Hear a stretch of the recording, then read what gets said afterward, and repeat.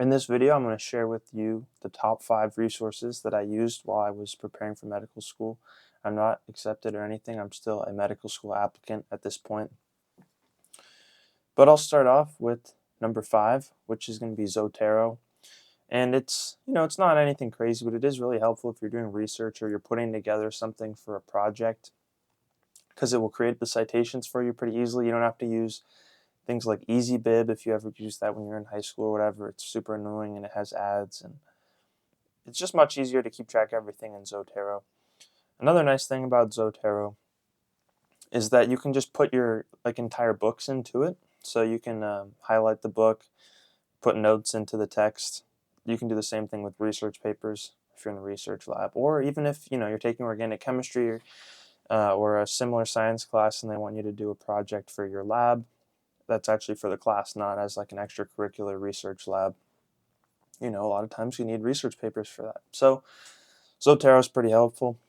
Number 4, I'm going to say, is Anna's Archive, which is a website where you can get books for free. It's really helpful if you need textbooks or you're taking non-science classes and you just want to read the book, random books for, I took a class called Existentialism at my university, and I needed a bunch of different texts from Nietzsche and Sartre and all these people. And Anna's Archive was great because I didn't have to purchase the books. I could just get them from there. So that's nice. And it's good for, if you're just reading something on your own too, and you want to read, if you want to read a book, you can get it. Anna's Archive, you can get it for free. Nothing's required. So that's a good resource. Number three resource I'm going to put is going to be Anki. So Anki is a really good resource, and I'm putting it at number 3 just because the other 2 resources were extremely helpful for me to the point where I think they made my application much more competitive.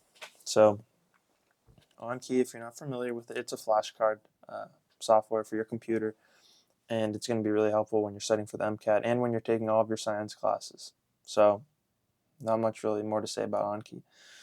Most people probably already know about it. But number 2, I'm going to put, there's this book that I found that's free. It's a PDF, so I'll link the PDF in the description. I'll link everything in the description.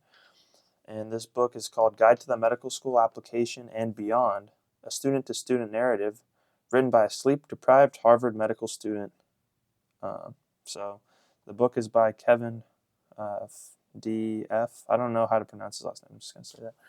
But it's really helpful. It kind of details everything from the medical school application itself, for like writing the application, doing the interviews, preparing for all of that stuff. Talks about common pitfalls, physician shadowing, paid employment, personal statements, secondaries, Casper and interviews. It's basically a comprehensive guide to the entire medical school application process. Much better than I'm going to be able to do in the videos that I've made. So that's a really good resource. But number 1 and number 1 and number 2, it's pretty close. You could have gone either way. But number 1, I'm going to put admit.org. It's an AI tool. You enter in your stats and your state of residency and a bunch of other information, and it scores you as an applicant. I don't know exactly how it does that, but it scores you. And then it gives you a list of schools that it recommends you apply to. You can sort of change it as needed.